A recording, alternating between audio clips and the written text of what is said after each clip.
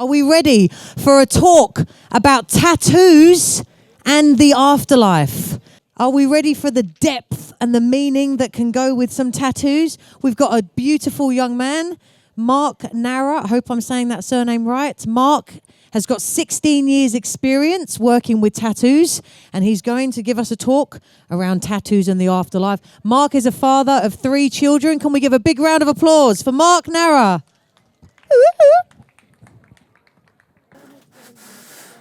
Before we start, we'll just let everyone clear out that's shuffling along.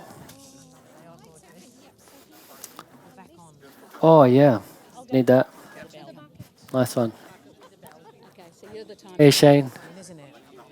Thanks, bro.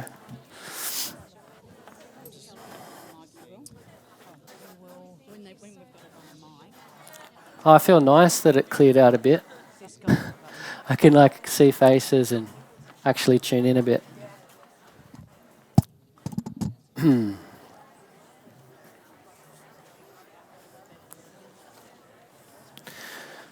So I'm going to start with a story.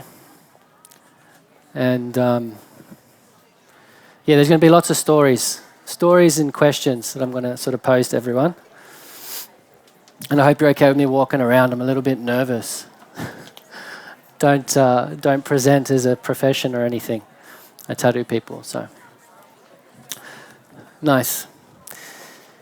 Yeah, so I think it was back in 2013 or 2014.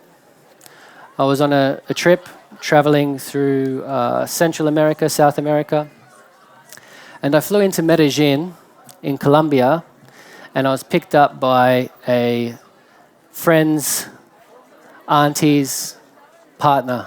So I was staying with family friends. And Buyako, who picked me up, he's a detective there. And from the moment he picked me up, it was like I was a precious package, and he was on really high alert. And I'm there in tourist mode, just going, camera out, just trying to take in the sights. But he was really aware of our surroundings, our environment, and he seemed like he was quite concerned for me, being a detective in this place, and me being the young, sort of green traveller that I was. And in the two weeks I spent with him, he was really trying to sort of pass on some advice and some guidance for my trip. And I thought I was taking it on, Anyway, 2 weeks later, I sort of disembarked from being under Buyako's wing, and I make my way to the coast of Venezuela. I'm still in Colombia, though, a place called Santa Marta, a little town called Taganga. And I get there, it's a really small fishing town. I drop my bag off at the hostel, and another guy's checked in at the same time. He's like, let's go down to the beach. It's a great idea. So we walk down to this little beach, and there's a few people there. It's really short, probably not much longer than here. So we just walk along. We get to the headland, and then we can see another beach. We thought, all right, we'll go around to that one. Even less people there, maybe one person. We walk along it, and we get to another headland, and we can see a third beach. It looks beautiful, white sand, turquoise ocean. And we go, we'll go around to that one. So we walk up this goat track, and we're about halfway around, and that's when it happened. We got ambushed by a bunch of people that were all armed, knives and machetes, and wearing balaclavas. And very quickly and tactically, they kind of stripped us down, covered our heads up, tied our arms behind our backs, and they walked us up into the bush. And luckily for me, I didn't speak very good Spanish. Mateus, who was with me, did. So he was in hostage negotiations. And they walked us in anyway. They left us up there. And I became really present.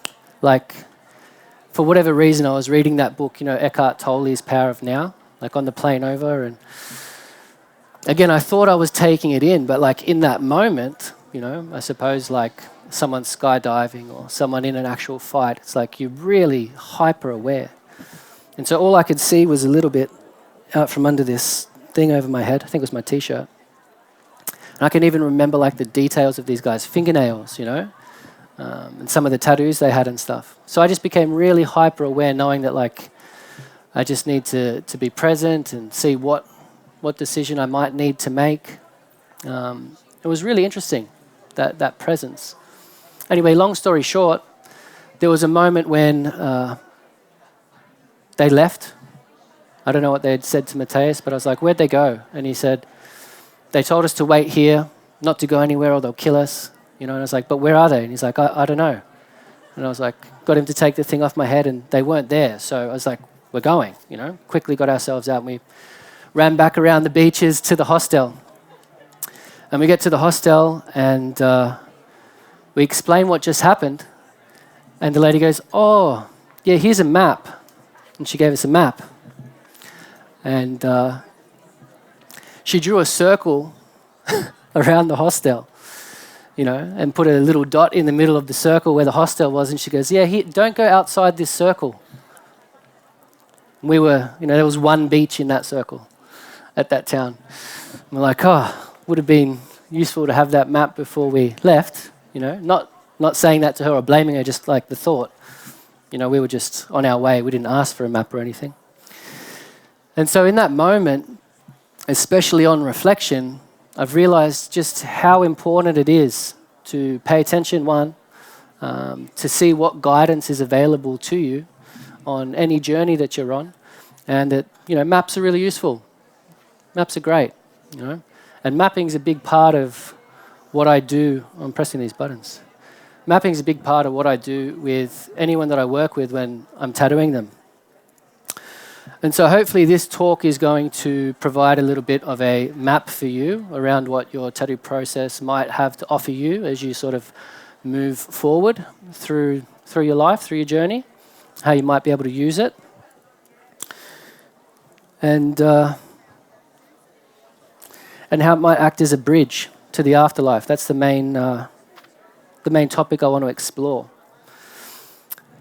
And in order to explore these two topics of tattooing and the afterlife, they seem like pretty different areas of investigation. They're actually really intrinsically linked, and most cultures knew this pretty thoroughly. But in our contemporary tattoo industry, it doesn't get much thought. And so in order to bridge these two concepts, what we're going to need to do is actually build up either side of it. So first, we're going to just unpack tattooing, what tattooing is, how it relates to your life, before we get to that threshold, afterlife threshold. And then we're going to also contemplate the afterlife a little bit. That's a big question mark, that one. It's hard to really know. But again, there's lots of maps, there's lots of guidance that's out there, so we'll explore that as well. And then once we've built those two pillars up, we can hopefully bridge it. We can see what the actual connection might be. I don't have answers. I'm not going to say to people, this is how your tattoos influence your afterlife. This is what the afterlife is. I'm just going to explore it with you. And, you can come up with your own conclusions. See if you think there's any connection between the two of them. So by the end of the talk, hopefully your perspective, my aim anyway, is that your perspective on tattooing, the tattoos that you have, maybe the tattoos you do, I don't know, tattoos generally that other people have, is deeper. We get somewhere that's more substantial in how you relate to tattooing beyond just the surface, beyond the superficial layer of just the artwork. And so, linking to these maps again, when I started reflecting on my own tattoo process at a certain point, which I'll get to, I realized I'd been getting tattooed for at least 10 years without really comprehending exactly what I was doing, and that each time I was getting tattooed, they were impacting my trajectory through time. So I was getting tattooed in a way that was changing my course, was changing where I was going. It was kind of like my tattoo process was mirroring the tourists walking along the beach in Colombia. I was just randomly getting tattooed, thinking, I can just keep going this way aimlessly and everything will be okay. And so it's been a bit of a process, probably 7 years now, on the back of that, of retracing my steps. I'm trying to get back to the to the desk and say, this is what happened. Maybe someone can give me a map. And that's how I work with mapping. A lot of the mapping process with people's tattoos is this reflective investigation and questioning on what your tattoos are and why you got them, and getting a full ledger, getting a full picture of what your tattoos might be. So the contemporary tattoo culture. As it stands, most of the access points we have to tattooing, especially like in Australia, not everywhere, but a high percentage, it's just tattooing. It's just a tattoo shop. You go in there and they want to know what it is that you're going to get. Sometimes they'll ask why, but there isn't a lot of consideration. They just want to do the tattoo. The tattoo industry is this slipstream. The amount of conversations that I have with people and the stories I hear where they weren't even intending to get tattooed, but they go into a shop and they ask a question, or they're somewhere and someone can tattoo them, and these processes, they end up just being pulled into these processes and getting tattooed without a deeper contemplation. So I call that the Just Tattoo Club. And some people think that's all there is to it. There isn't anything other than the tattoo. Or it's not important to consider the other layers. And that's fine. Like the tattoo industry has some beautiful artists doing beautiful things. And that's all well and good. But what else is tattooing other than the art? And the answer to the question, I think, is that it's obviously more. There's more to it. JTC, I got one story about the Just Tattoo Club. So I was doing a mapping workshop. This was last year. And I ran an ad for the first time. And the ad said, come and learn about what information your tattoos might hold. And I know what I'm talking about is a little bit different to the rest of the industry, but I was surprised at just how it might land with some people, because it starts to challenge what they're doing, especially when it's just needing to get tattoos done, needing to keep a business operational. I understand that side of it. But I had someone comment on my thing saying, get a skull and die. Sounds like a terrible program. And at first I was like, oh, geez, that's pretty harsh. But I had to think about it. I was like, terrible, what's this mean? And had a look, and it actually comes from being terrified. Something that's terrible terrifies you, it scares you. So that gave me a little bit of a sense of what was happening for this person while they reacted. I was like, okay, they're scared that I'm challenging maybe their livelihood or their identity or the things they're doing. I was like, that's okay. And then he said, get a skull and die. I was like, I've already got a skull tattoo. And then I was like, oh, and die, okay, cool. And so this is when I first started really exploring this link between tattooing and death, and I took that into that workshop that weekend. And we started looking at what information or what charge might be transferable from our experience in this life through the tattoos into that space. So it was a really nice opening. I was really happy that he left that comment. So what are tattoos then, if they're wrong way? They're the story of your journey through life. We'll just start with that premise. I know not everyone will think that, but it's pretty simple, it's pretty comprehensive, and it definitely seems to be the case when I'm working with people, when I'm doing this mapping, when I'm helping them get tattooed. So the story of your journey through life, that gives us access to two really important dimensions. One, the story, firstly, that's narrative, right? Narration. And narrative is the lens through which we see the world. It's how we see ourselves, right? The stories we tell ourselves, about the world, about our place in it. So the story gives us access to identity. And last year at Tattoo Pathway, we did a bunch of surveys and analysed all of these different comments and forums, like the Reddit Tattoo Advice Forum, to see what it was that people were experiencing. We focused on meaning making, motivations, tattoo regret. And we found that I think it was about the 70th percentile of people report that they actually experience a change in their self-perception as a result of getting tattooed. So there's a very real link, through that story, through that narration aspect, to how you see yourself and how people see you and how you feel about yourself. So there's one aspect of them all. The other dimension that we get in this premise here is navigation. So the story of your journey, a journey is about navigation, right? It's about movement, traveling from one place to the other. And navigation's like a big bucket. There's lots of things you can pull out of that. But if we think about direction, where you're traveling, orientation, where you are, where you've been, where you're going, and how that plays out, how that gets recorded every time you get tattooed. It's another really important aspect of the more. And so if we think about those two pieces, we have who you are, where you've been, where you're going. That's a pretty full picture. It's a pretty full picture. And that's being recorded and added to or revisited every single time that you get tattooed. There's an opportunity to, there's an elevated moment every time you get tattooed to access your story, to reflect on your journey, and to add a piece of influence, to add a perspective that's going to alter your trajectory as you move in to the tattoo process and out of it. I like to think of it like if you picture a rocket taking off, right? You can sort of like dot this line, the trajectory of where the rocket's going to go. And it's like in any moment, we have that line for ourselves. Most of the time we run on this automatic mode network. We're not really making decisions all the time. They're sort of predetermined to a degree based on prior decisions. And you need to take the moment to make a choice. To actually make a choice, you need to sort of like stop, you need to reflect, engage this chief executive mode network. And I think this is what ceremonies, rituals, things that are sort of elevated out of the everyday allow us to do. It's like you actually get to make a choice.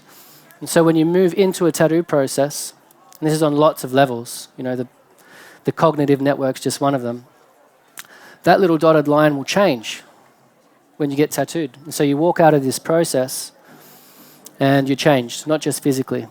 The actual direction that you're moving through time has been altered as a result of getting the tattoo. And there's always going to be people that sort of don't agree with this sort of thing. I'll keep bumping this. They might say that your tattoos don't mean anything. What if they don't mean anything? What if I don't believe that tattoos actually mean much? I can get a tattoo and it's not going to influence me. Again, I'm not going to answer that and say that it's wrong. You can believe that if you want, but I'll just leave the question hanging there and see if you still feel that way by the end of this talk. I've got a photo up of my wife's tattoos with our third bub, Mally. And that's just a depiction of someone who didn't have any tattoos. She didn't have any when we met, didn't want any. And yeah, just tracking her story, that's slowly grown over about 8 years. And they're these beautiful patterns, and they really represent who she is. There's no layer of trying to add something or be something other than who she is. It's just unfolded for her. And there's a funny thing. When I first put a photo up of her shoulders, there was no tattoo there except for this like one piece on her shoulder on Instagram. I actually had other artists I know come to me and say like, hey, people have asked me for this tattoo, because we have this tendency to mimic nature. It's a normal thing. And I think it might be one of the issues with the contemporary tattoo culture is, our experience is so porous at the moment. We're just like influenced through screens especially by all of these bits of information that don't really make sense or help us understand who we are more fully. And so we go about getting them tattooed. After that point, I didn't put any more of her tattoos up online. Okay, so we have the tattoo, we have the story, the journey. There's two functions. There's two functions of tattooing if we build on that premise, the story of our journey through life, that I have realized are being carried out in every tattoo session for everybody, regardless of how you see it. Regardless of how intentional you're being, these two pieces are happening. One of them is record keeping. So this is seeing the tattoo as information, not just as art. And the story of how that piece landed for me was I was in Brisbane or just outside of Brisbane. I'd travelled up. I was the driver for this old Native American fella who ended up being a teacher of mine. He needed a lift to go to this council meeting, and I'd just done a sweat lodge with him. So I drove him up, and I ended up being in lots of sweat lodges over 2 weeks. If you don't know what a sweat lodge is, it's like a little sauna made of sticks on the dirt with hot rocks. It's dark in there. Play drums and sing. And while we were in this last lodge, or one towards the end, he turned to me and he said, "You're a record keeper." And he wasn't trying to speak to me specifically. It was in this space, and it was more a transmission of what's taking place. As anyone who's tattooing or anyone who's getting tattooed, part of that process is this record keeping. And it really impacted me. It took a long time to fully unpack that. It's taken years and years. But I did. I took it and I was like, this is a pretty precious piece of information here that I haven't considered. And I really unpacked it. And so what we have when we get tattooed, the different elements, we have the skin and we cut it, right? So there needs to be an incision to get tattooed. And when you cut the skin and you work with blood, you start to activate this process that's a regenerative process. So very naturally, the body, whether it's a tattoo or not, when it gets cut, it starts recording. It starts memorizing at the side of the wound, trying to work out what's gone into the body, if anything has. So it knows what's going in, and so it can respond in an optimal way in the future. And when we tattoo, we also put in carbon, right? We put in black material. You can use color too, right? But the base is just carbon and water. Carbon also holds memory. I remember talking to an indigenous guy up near Bullumba Creek. He was getting in an argument with another lady because they'd used a space that was for women's ceremony to just have a fire for some campers, and they cooked some food there and stuff. And I said afterwards to dinner one, I was like, what are you guys arguing about? She's like, there's information in the fire. Every time we light the fire, the information that's in the carbon's still there, And so that fire held information from last week when we did our women's ceremony, and this fella's just gone and let someone cook their baked beans there, and now that's there too, And I didn't fully get it at the time. I'm starting to understand more and more, slowly, bit by bit. So we have an incision in the skin, we have the carbon, and then we have water. Water holds memory too, right? We all know that. You've probably seen Masaru Emoto's stuff, the water experiments. So we've got 3 parts to a tattoo, just the physical part of the tattoo, that are really obviously a record-keeping technology. That's what the function is. So record-keeping, always part of it. And the other one is navigational aid. We've talked about the journey side. So the story is the record, and the journey side gives us this navigational aid or this navigational assistance. And basically what it's saying is that the tattoo, the information, bears weight on you as you move forward through time, right? We already spoke about it, but it became really obvious to me when I started looking at language in cultures that have had tattoos for a really long time. So the word tattoo, T-A-T-T-O-O, was coined in 17-something by Captain James Cook after going through Tahiti. They had the word tatau, which is an onomatopoeia of the sound, of them tapping and tattooing. And so that lands in our English dictionary, and it means permanent pigment in the skin. Very bland, very dry, very physical. That's just what it is. But then the language that these older cultures had, still have, still use, speaks to so much more than the physical process. And so I think it's in the Philippines. It literally means navigational tool when you get tattooed. I think it might be potentially in New Zealand. There's this concept in some of the language around it being like blueprints, so like these instructions on how to build something. And there's also the remembrance. Remembering something comes into language in older cultures too. So we can look at the language and see that obviously people were engaging with tattoos for the function of guiding them forward through their journey, through this life. And then if we think about these cultures in the context of the time, so like we have the relationship we have because of our current day and age, the context we're in, the perspective we inherit. If we think about where tattooing's come from in these cultures, tattooing was a really supernatural thing. It wasn't just the physical. And that's because they were living a supernatural experience of the world. There was no question. Like a convention like this would be hilarious. It's like, because they didn't separate out the supernatural and the natural. Their experience was just very connected to things beyond them, to the metaphysical.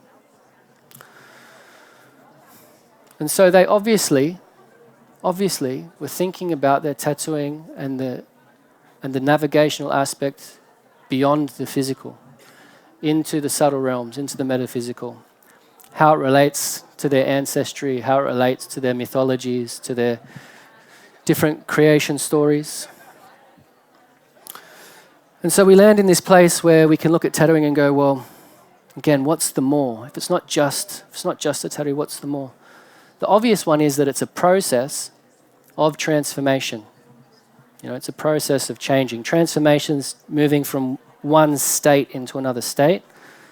We've got that journey concept. You're moving from one place to another. And so the tattoo, even just physically, you get tattooed, you're one way, you're physically another way, you've changed. Okay, that process has taken place. But when you open the skin up, you're also opening up a doorway into change. You're inviting change into all these other layers of your being, all of the layers actually. So there's psychological change that happens. This is like adding to the story. There's emotional changes that happen. And there's spiritual changes that happen as well. So it's a process of change and transformation. And there's so much to it, but, trying to keep it kind of brief.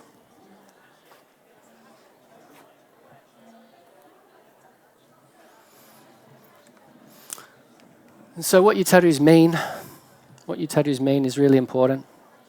And I often get people that are motivated when they see something I talk about or what I'm doing, and they want to have intentional and meaningful tattoos.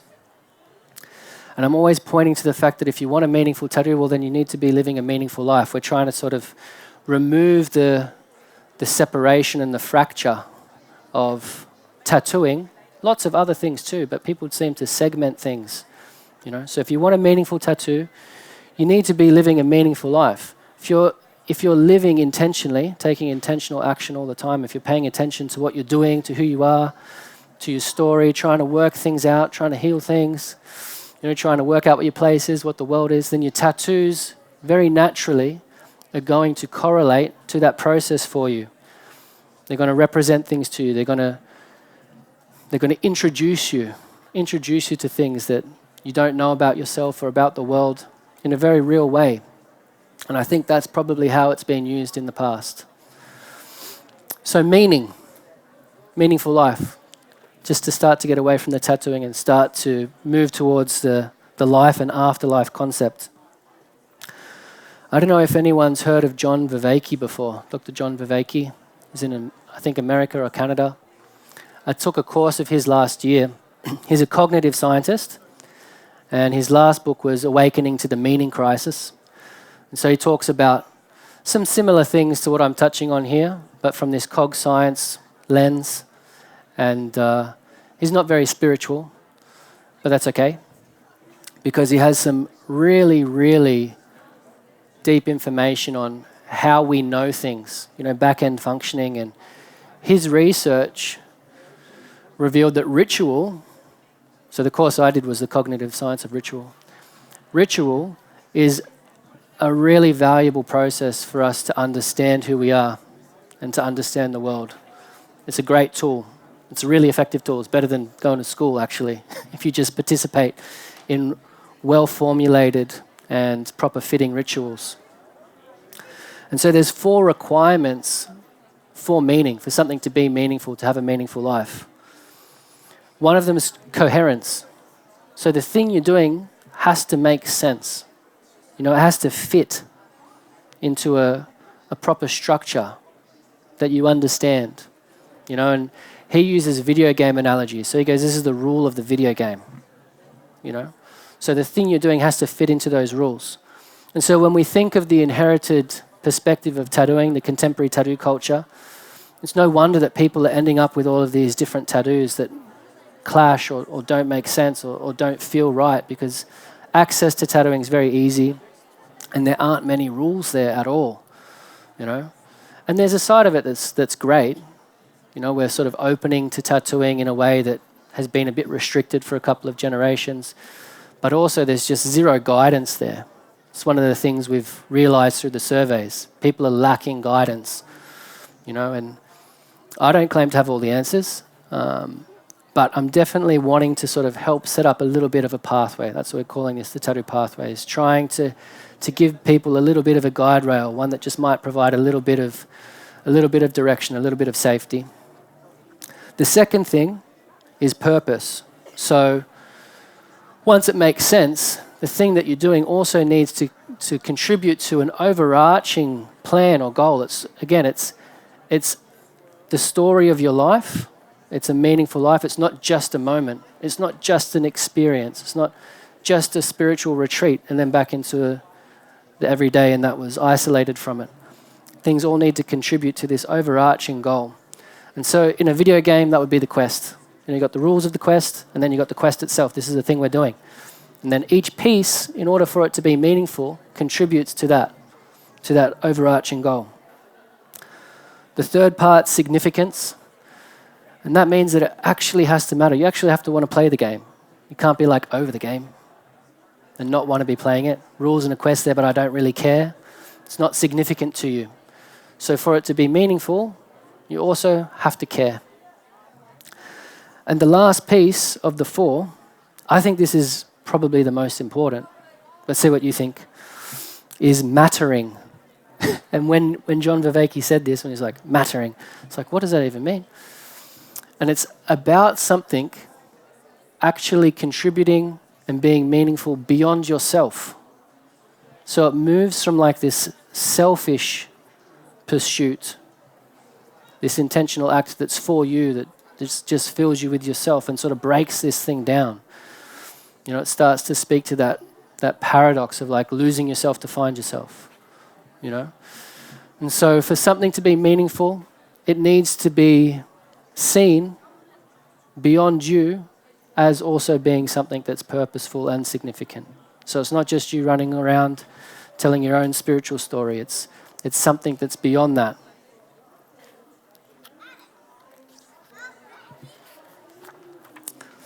Okay, so I think we've built up the pillar of tattoos being more and they're linked to your life enough that we can move on to the afterlife. And so the first question that I'll pose is, that's the one. Is there an intelligible creator or a divine pattern that has awareness, that's perceiving us, that wants to know you, that can feel things? And does what we do in our relationship to this experience, does it have some type of feedback? Is there an agent in an arena feedback happening? Or is it all just happening and nothing matters, this meaningless thing? Again, I'm not going to answer it, but we will move into 5 minutes. Oh, really? Okay. Decision tree, afterlife. Let's get there. Let's get to the afterlife. Decision tree. So the first question would be like, we die. Does anything continue? Yes or no? If you think no, you're probably in the wrong place. If you think yes, the question is, what continues? Is it our soul? Is it our spirit? Is it our essence? Because it's not our body, right? It's not our body. So, and then the question would be like, with that thing that continues, we'll just call it essence, The difference between soul and spirit, We're splitting hairs there. So our essence will continue. The vessel, the body that we're in, doesn't continue. Okay, so where does it go? Does it go to the same place or does it go to a different place? The same place, that's reincarnation, right? It's coming back here. And if you come back here, it's like, again, our trajectory. It's like, are you 1 degree this way, you're having a better experience, or you're having a worse experience, up or down, can go one way or the other. If you go somewhere different, where are you going that's different? Again, is it somewhere that's like up from here, down from here? Is it better? Is it worse? We can map this decision tree and these paths that we might experience when we die. But the thing that continues isn't the flesh, right? Now, I've got up here the weighing of the heart from one of the temples in Egypt. I'm just going to talk about a couple of the maps and the guides that we have access to. So the Egyptian one's pretty old. In this one, you have Anubis weighing the heart. You see, the heart's that little vase. It's called the ebb. And so they leave the heart in the body in Egypt. Hey, it's the only thing they don't take out. And they use this hieroglyph of the vase. And they say that the vase contains all of your unconscious thoughts and feelings and desires. And that gets weighed against the feather of Mut. Mut's more like a cosmic principle. When Ra steps off the boat onto Mut, chaos becomes order.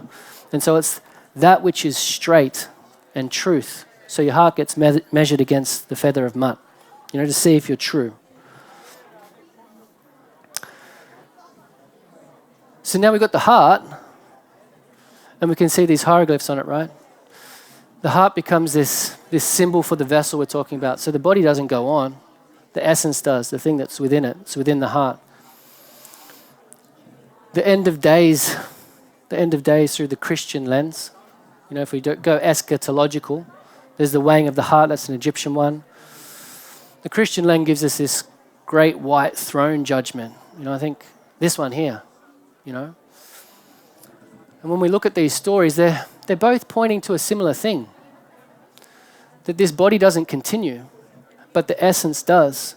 And the essence is contained within the heart. And if we go back to like the Masaru Emoto thing, where he's riding on a vessel and it's influencing the structure of the water or the essence that's in there, I started thinking like, surely what we write on our skin then is having some impact on our essence. It's informing it in some way, vibrationally, yeah?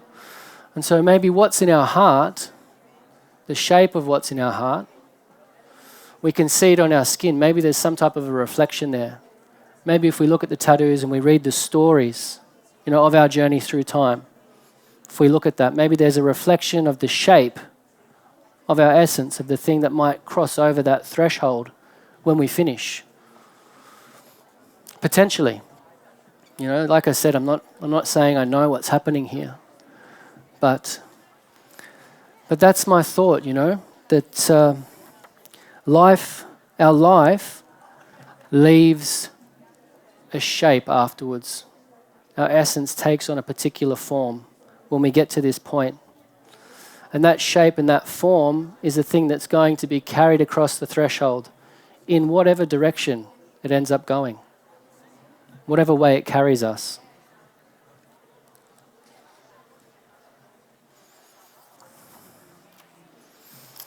So I'd say like everything we do matters, not in this moralistic way, but in more of a formative way. Every tattoo we have holds information that's informing that more internal shape. So the changes are happening internally. It's obviously happening externally as well. But we're trying to link and sink into that layer that's beyond the surface, into the substantial. So thinking about why we get tattooed, opposed to what it is that we're going to get tattooed. Thinking about what the internal shape is, opposed to what the external form is of our tattoo, and how they might be influencing each other. Okay, so Tattoo Pathway, there's our mission. Help guide the contemporary tattoo culture, giving a clear pathway so they can engage with it, not get lost in this mainstream, this slipstream. I've got a booth if you want to have a chat about anything. I'm doing a workshop, just live mapping with people tomorrow. And we also have lots of resources for people. for their tattoo process online. So if anyone wants to check out our website, tattoopathway.com, you can. And yeah, hopefully that has helped you see your tattoos or other people's tattoos in a clearer way. Thanks, everyone.